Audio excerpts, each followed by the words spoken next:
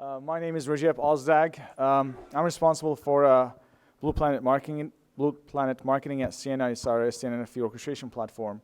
But what I really want to talk about is some of the challenges in operationalizing NFV. And what I mean by operationalizing is essentially delivering automated and orchestrated NFV services that talk to and orchestrate services across physical and virtual devices that also talk to third-party devices as well as legacy OSS systems in a realistic and fairly large operator network. That's what I mean by operationalizing.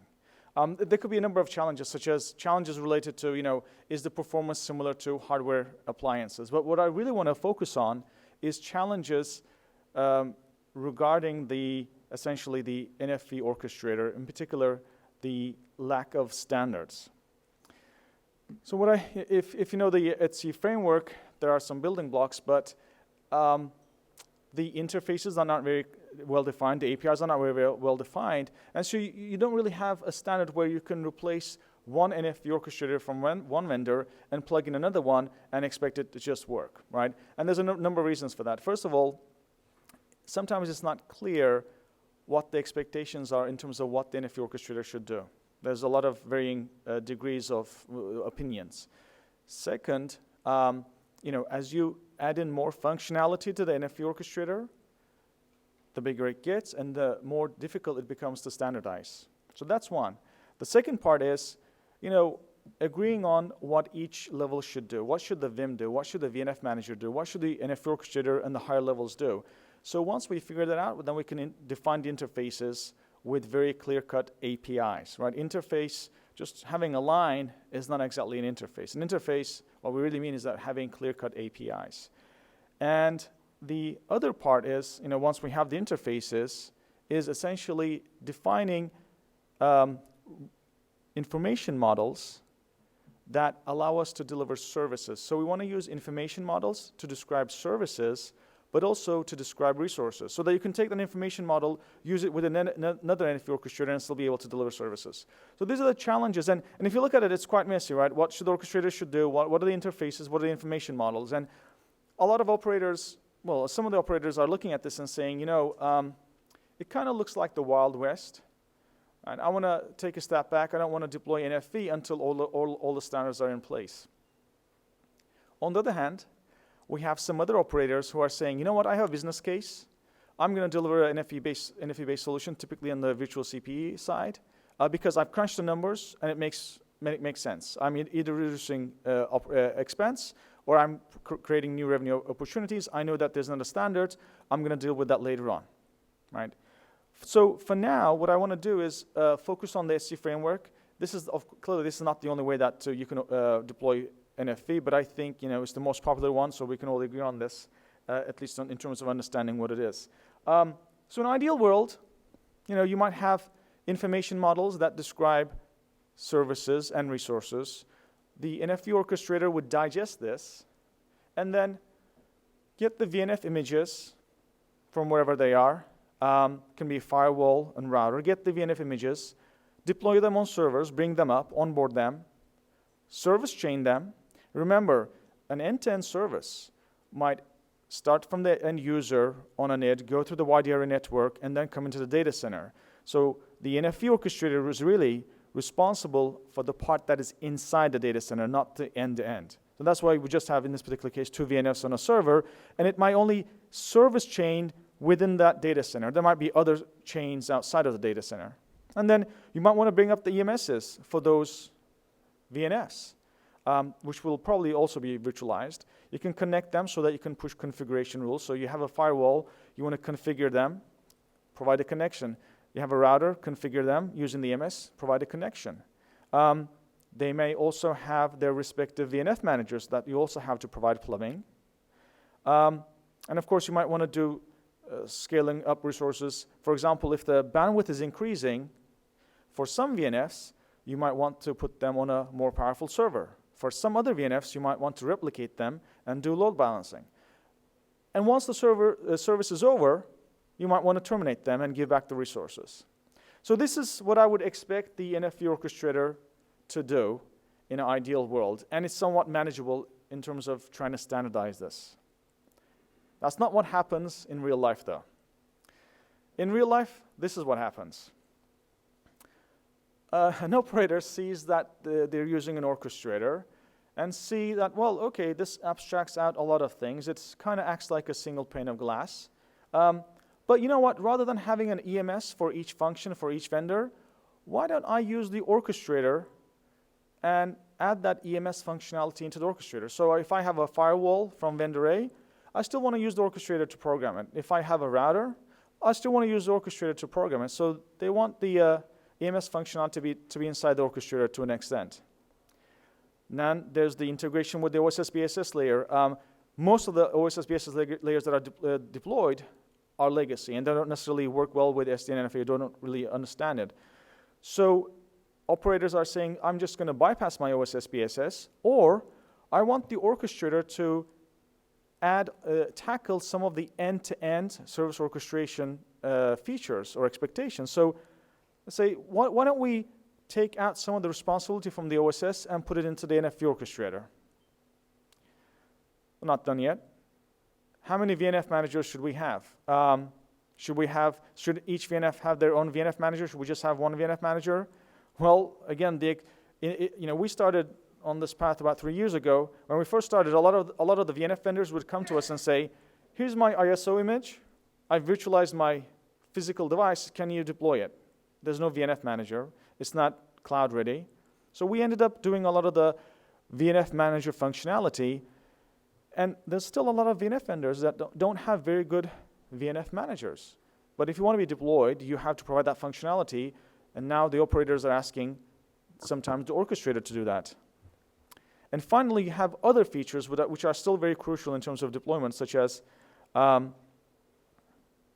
availability, geographical redundancy, application migration, and many more.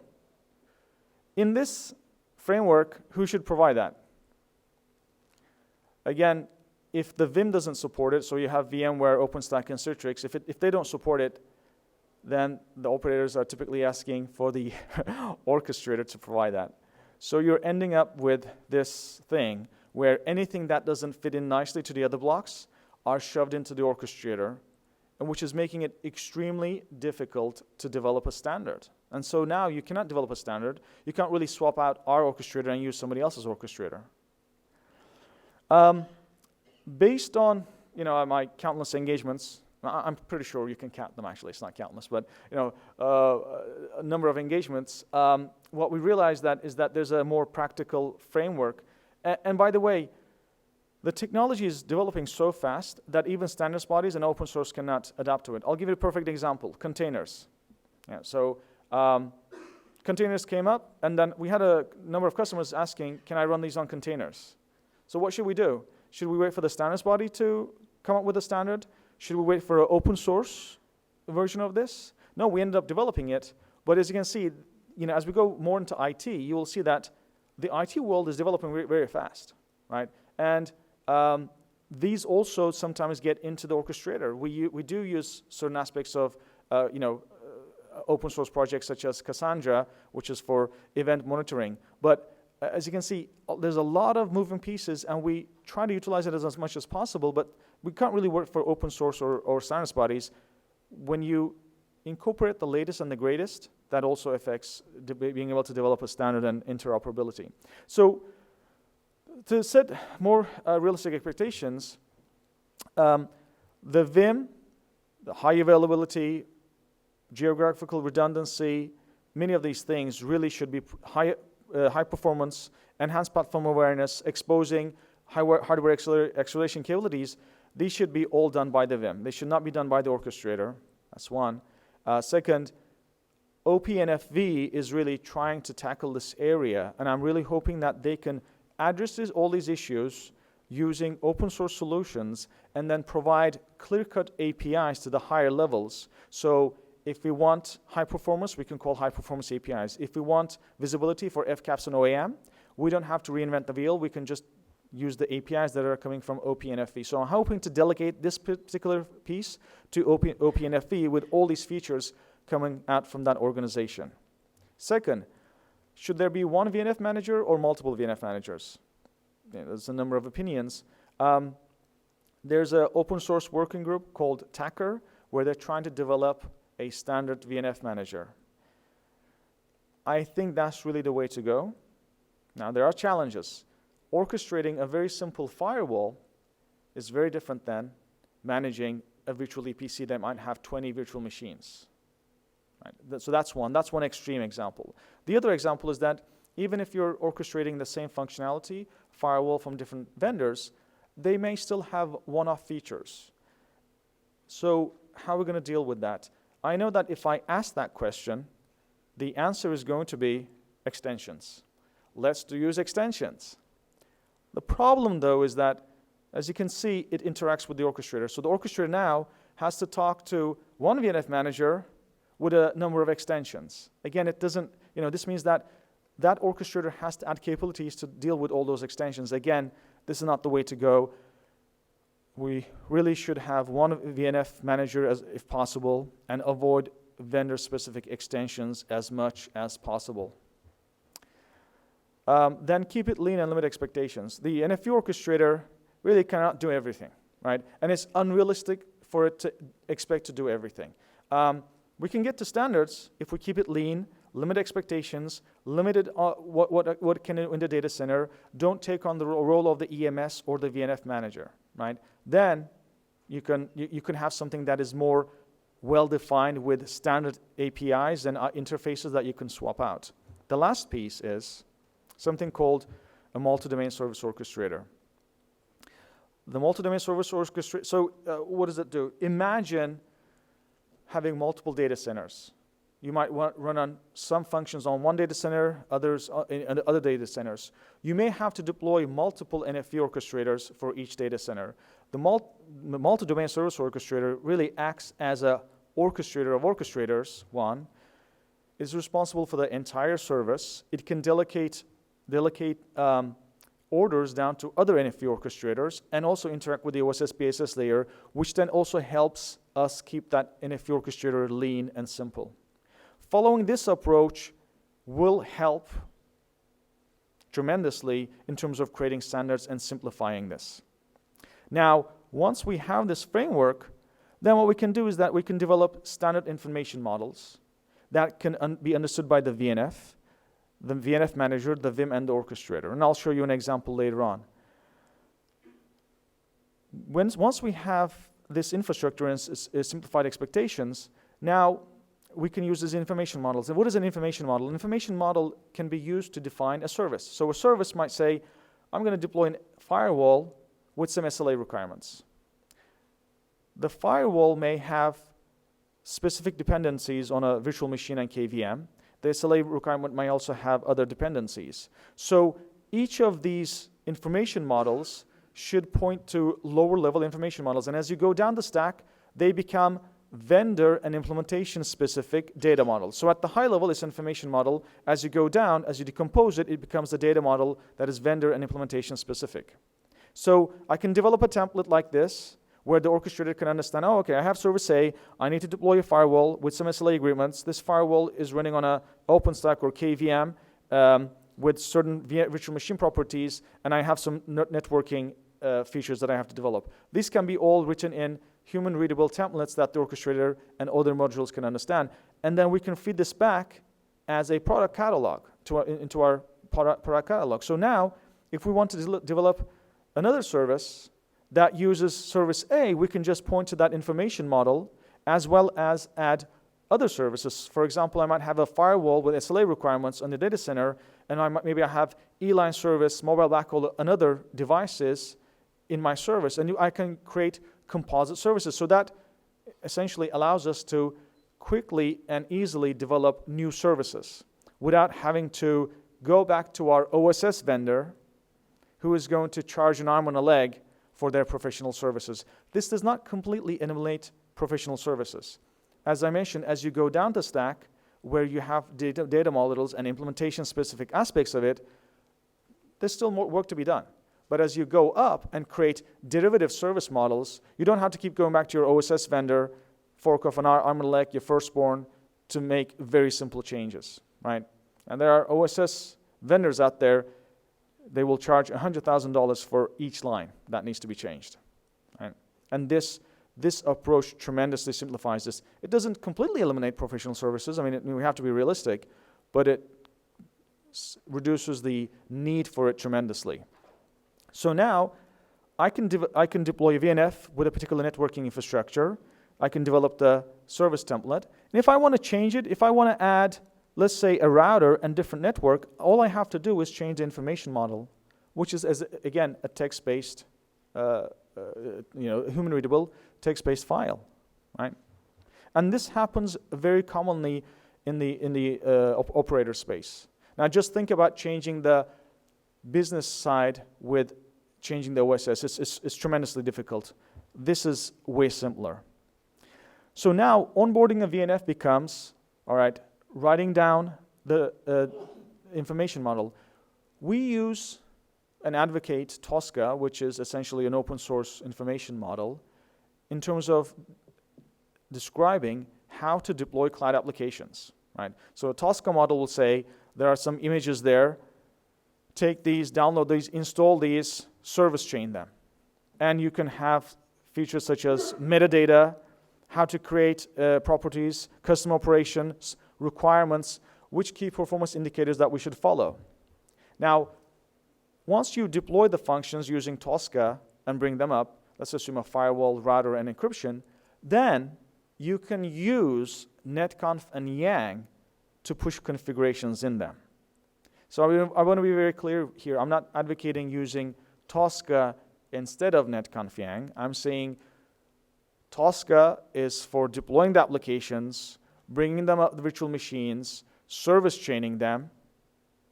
And once that's up, then you can use netconf and yang to program your router, program your virtual switch, program your other devices if you prefer, right? And this is typically what we do. And as I mentioned, you can define hierarchical services. Essentially, these information models become templates or recipes. And you can have actions, custom operations, and then you can store them, and that becomes your product catalog. And we have replicated this a number of times.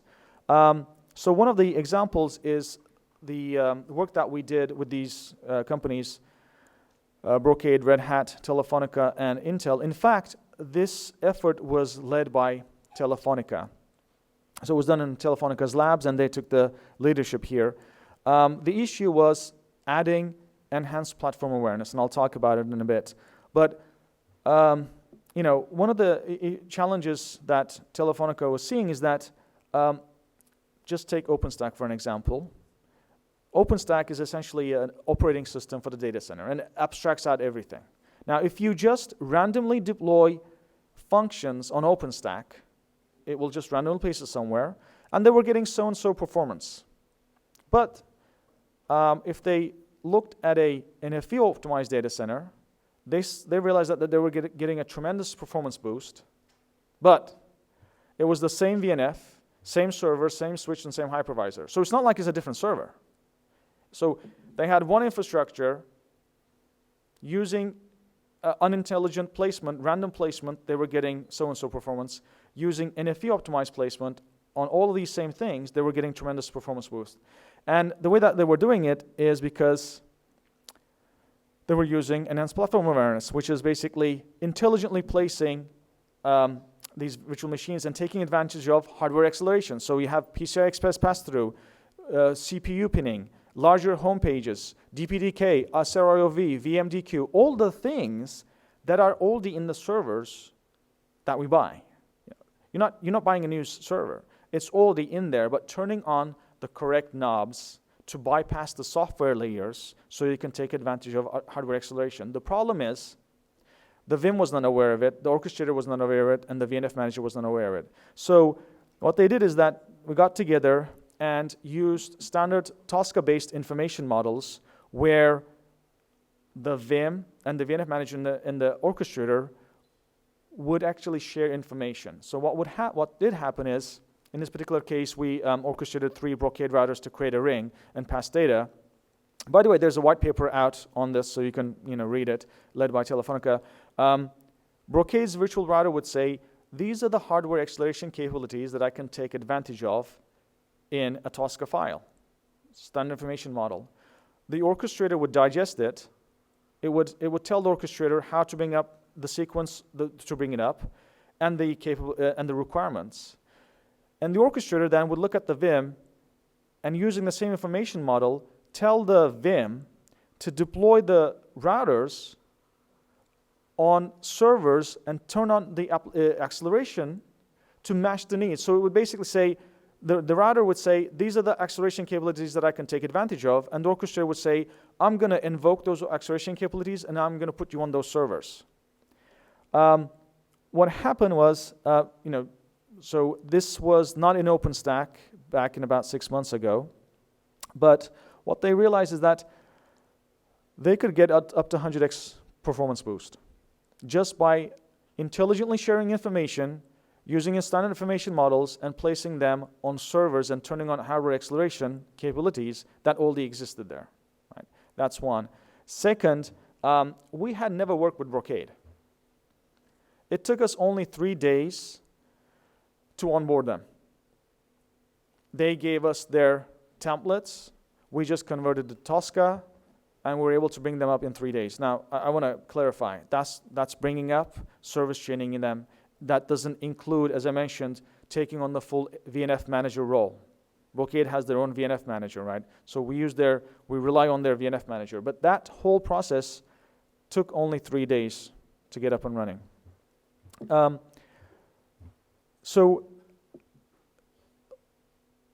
essentially, what the information models, particularly when you rely on Tosca, does is that it allows you to reduce your professional services cost, allows you to change your services by yourself, allows you to define services by yourself. The thing that it does not allow you to do is there's still hard work to be done when you're describing a resource. Right? A resource might mean a hypervisor, a VNF, interaction with the VNF manager. These are things still take some time and may not necessarily be suitable for an operator to do by themselves. By the way, some operators do have DevOps teams that they can do. But once the resources are there, being able to define services, quickly change them, is something that we've seen that operators are looking at, and they're really looking for these Tosca models. Now, this might be more applicable for Tier 1 operators. For Tier 2s and Tier 3s, again, they might not necessarily have the resources. But we found this framework to be very, very useful. And we were able to demonstrate that, as I mentioned, in 3 days we were able to onboard Brocade and deliver enhanced platform awareness. So I think this might be running in Intel's booth. It was sponsored by Intel and Telefonica, and we were participants of it. But as I mentioned, the white paper is out there.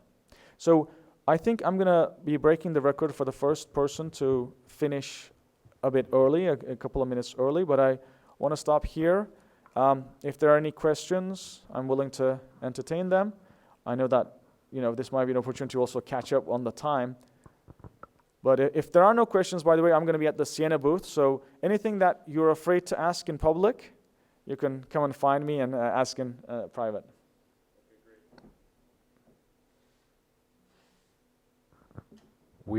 Since you're so economical, Recep, with your time, we can take one quick question, and then if we have time at the end, I'll take more questions. Does anybody have a quick question for Recep? Maybe not, so that's okay. Okay, good. Thanks, right. Sir. Very good. Thank you very much. Yeah, thank you.